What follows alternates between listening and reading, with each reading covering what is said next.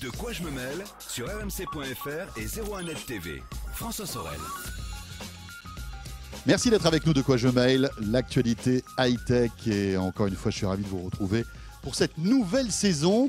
Et il est temps maintenant d'accueillir quand même notre maître à tous, le maître des objets connectés, le maître des accessoires et parfois même des gadgets. Lui, c'est Victor Jakimovic. Bonjour Victor. Je suis très honoré d'être accueilli ainsi.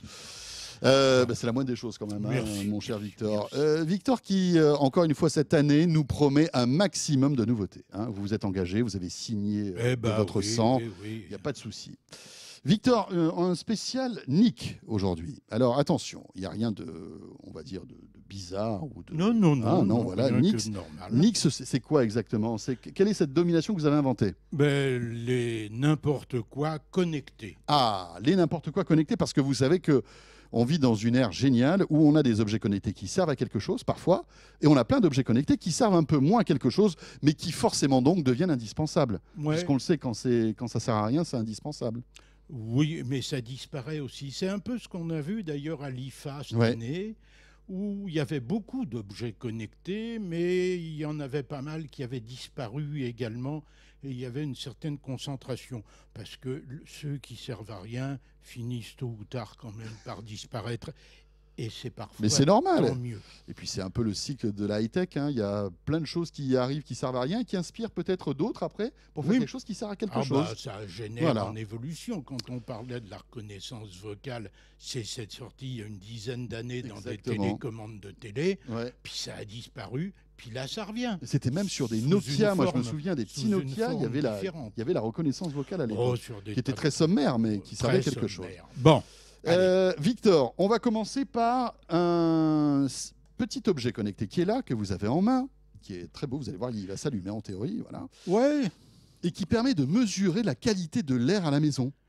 Oui, c'est un des différents dispositifs qui mesurent la qualité de l'air. Il y en a quelques-uns. Ils ne sont pas très nombreux à mesurer la totalité des polluants possibles.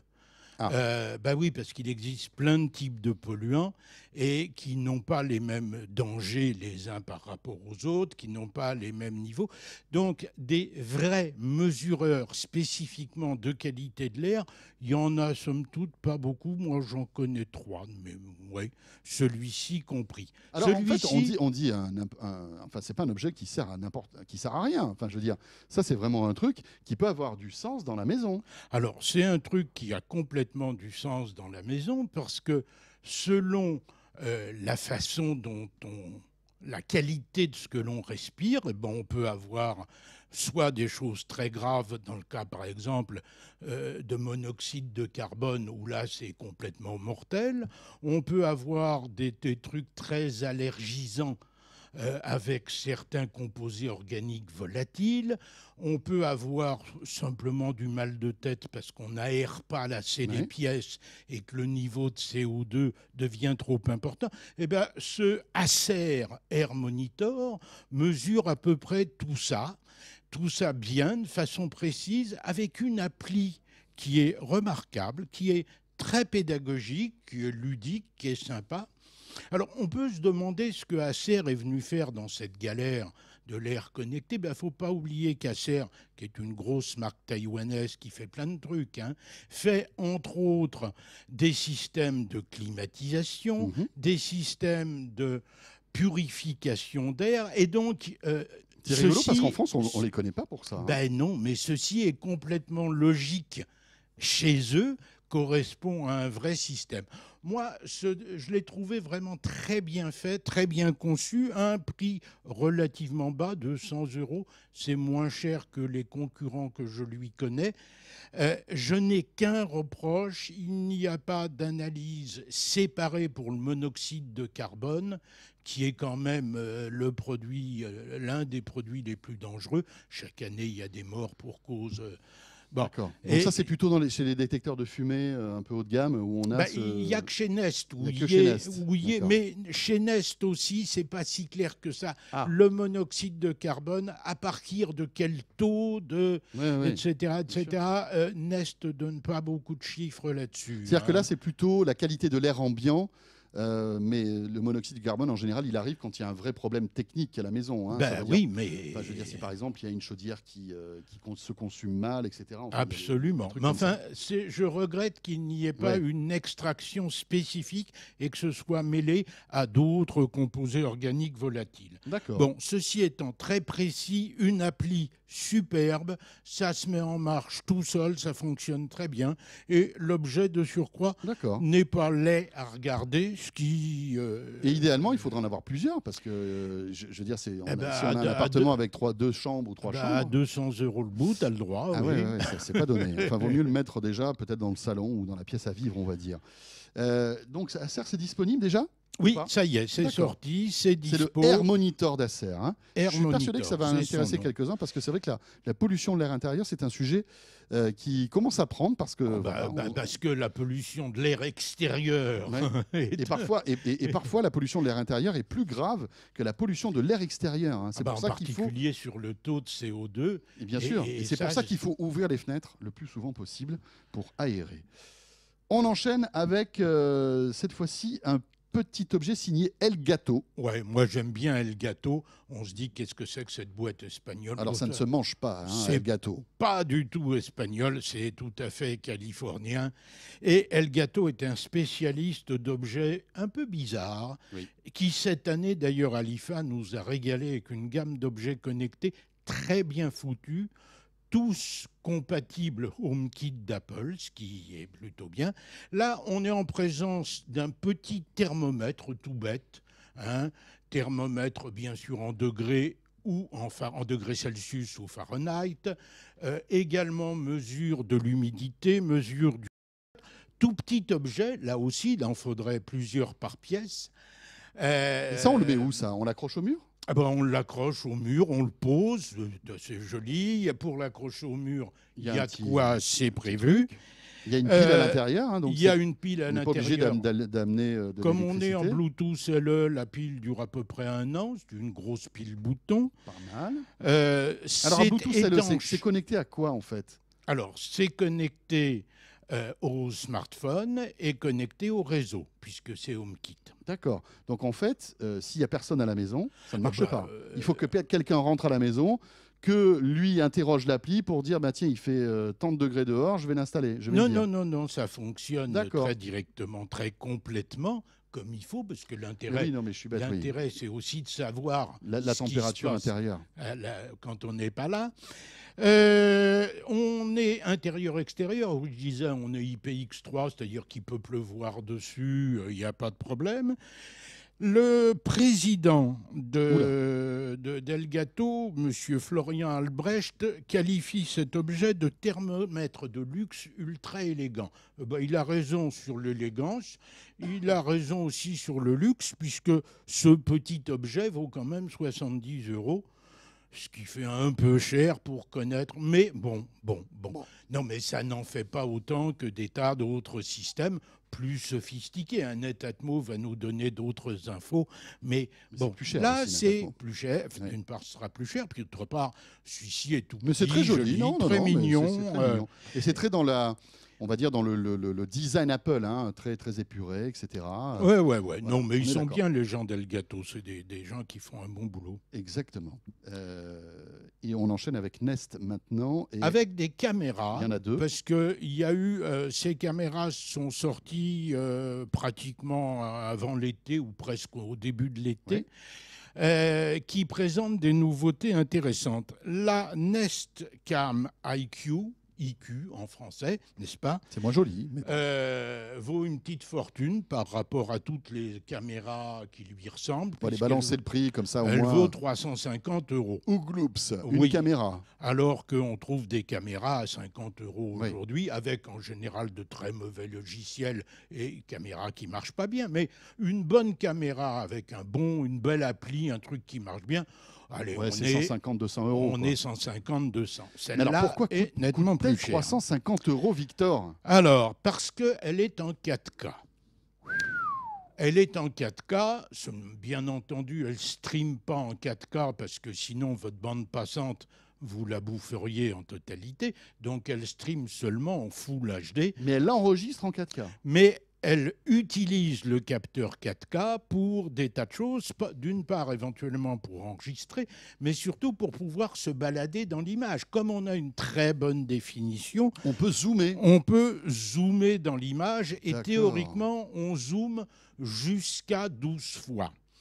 Alors, 12 fois, on est en zoom numérique. Alors, pour tous ceux qui sont avec nous en vidéo, voilà, il y a un petit... J'imagine que c'est un cambrioleur qui essaie de rentrer. Il a de mauvaises intentions. Il a de mauvaises intentions, ça se voit tout de suite. Hein, il n'a pas l'air gentil. Et donc la caméra, là, filme toute la scène. Mais étant donné qu'on peut zoomer en fait, sur l'image... Qu'elle va zoomer toute seule. Elle va reconnaître le cambrioleur. Et se concentrer sur la chose intéressante. La chose intéressante, c'est-à-dire là où il se passe quelque chose. C'est comme s'il y avait un petit réalisateur à l'intérieur. Oui, il y a un petit réalisateur à l'intérieur. Pas mal. Alors, bon, c'est effectivement un bel objet, bien fabriqué. Par contre, on est dans la politique Nest, c'est-à-dire une politique où ça fonctionne essentiellement sur abonnement, car une fois qu'on a payé 350 €, après il y a le cloud. Il faut payer le reste. Sinon, vous n'avez droit qu'à quelques photos pendant une durée très limitée, 3 heures. Ce qui est d'un intérêt tout à fait réduit. Il faut donc payer pour avoir droit à la détection, l'identification, etc., puisqu'il y a une reconnaissance faciale. Il n'y a même pas quelques mois gratuits. Il y a un mois gratuit. Vous avez un mois gratuit.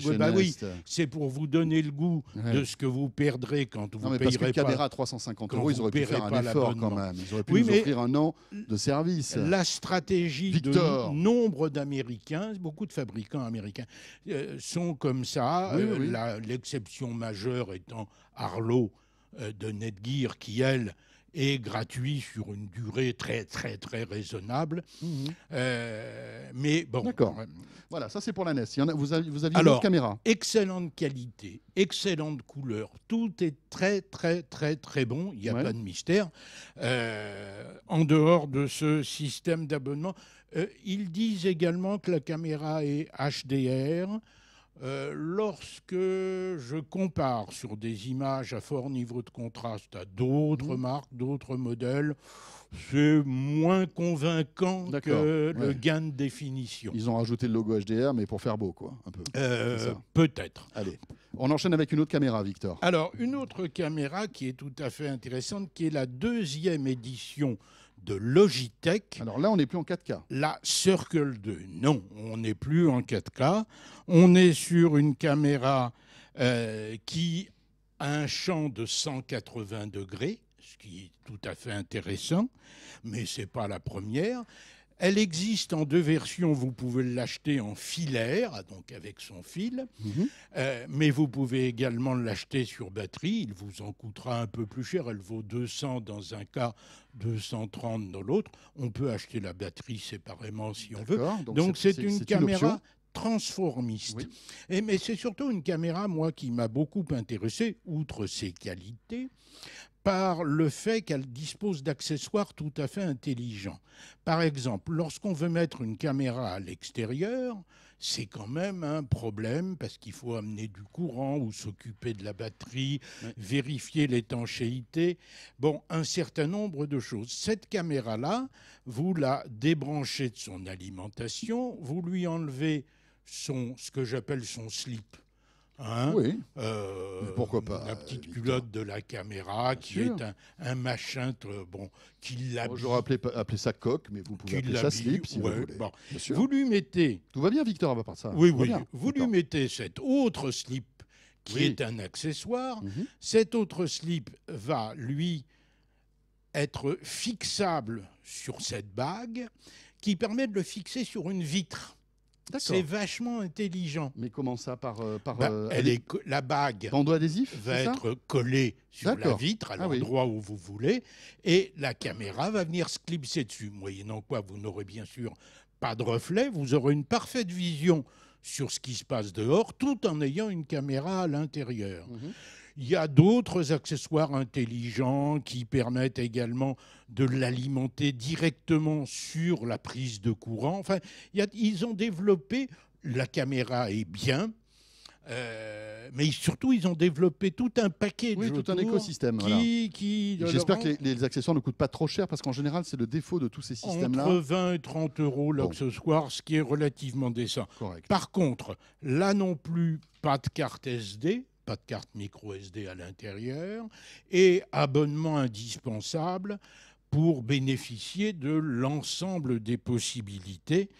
C'est-à-dire que les 24 premières heures sont gratuites. Les 24 premières heures sont gratuites. Par contre, ce qui peut suffire si, par exemple, on se fait cambrioler, parce qu'on a le temps de voir qui est rentré dans la maison. En général, on le sait assez rapidement. Absolument. Voilà.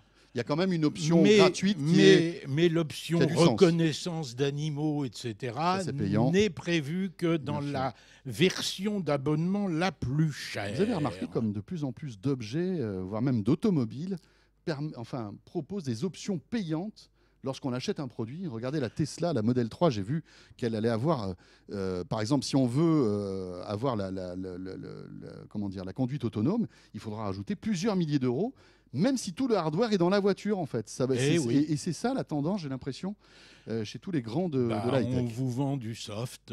On nous vend du soft. Alors que tout le hardware est compris dans l'appareil dès le départ. On vous le donne quasiment. Mais c'est un peu une politique à la Gillette. On vous filait le rasoir, on vous vendait les lames. C'est un peu ça, sous une forme différente. Exactement. On enchaîne et on termine, Victor, avec un appareil fait pour tous les bodybuilders qui regardent De Quoi Je Mêle et qui écoutent De Quoi Je Mêle. Les bodybuilders, mais pas que. Il y a ceux qui font de la gonflette, mais il y a aussi ceux qui suivent un régime. Ah oui. Il s'agit d'un dispositif mis au point par Tefal qui s'appelle le Body Partner, qui est livré avec une balance. Alors la balance, je ne l'ai pas amenée ici, elle est classique. Elle n'a rien que de relativement standard. C'est une belle balance impédance métrique avec toutes les valeurs habituelles, musculaires, osseuses, etc., etc. Non, là, c'est un dispositif qui vous permet de mesurer votre tour de poitrine, de bras, de cuisses, de mollets, de taille, de hanches. Et de le mémoriser de façon fiable, précise, dans l'appli qui va bien, qui va causer aussi avec la balance pour voir si l'accroissement de masse musculaire correspond à un développement centimétrique du biceps. C'est bien dit, docteur Jakimovic. C'était magnifique. Non, mais c'est surtout intéressant si, par exemple, on attaque un régime. On peut voir le tour de taille qu'on a perdu grâce à ce système. Absolument. C'est bien. L'objet en question vaut, avec la balance, 149 €. Pour le moment, on ne peut pas l'acheter séparément. Un bundle, écoutez, 149 pour avoir la balance plus ça. Alors évidemment, c'est une somme, mais on a connu des objets connectés plus chers quand même. Absolument, et moins utiles probablement. Moins utiles probablement, surtout si on veut perdre un peu de seul, ce sera vendu de mémoire à partir de la fin de l'année, je crois seulement, 79 €. Ce Body Partner. Voilà, le Tefal Body Partner. Auquel j'ai quand même un reproche à faire. La finition est assez sommaire. C'est pas pour un objet qui doit être un objet de valorisation. Je pense qu'il faudrait des plastiques de meilleure qualité. Ça fonctionne très bien, là n'est pas le problème. Mais le plastique n'est pas de très belle qualité, c'est un peu cheap. Enfin bon, c'est dommage qu'ils n'aient pas amélioré. Je pense qu'ils amélioreront. Un groupe comme le groupe Seb Tefal, puisque c'est Seb Tefal qui fait ça, peut pas se permettre raisonnablement de continuer à marketer un produit comme ça.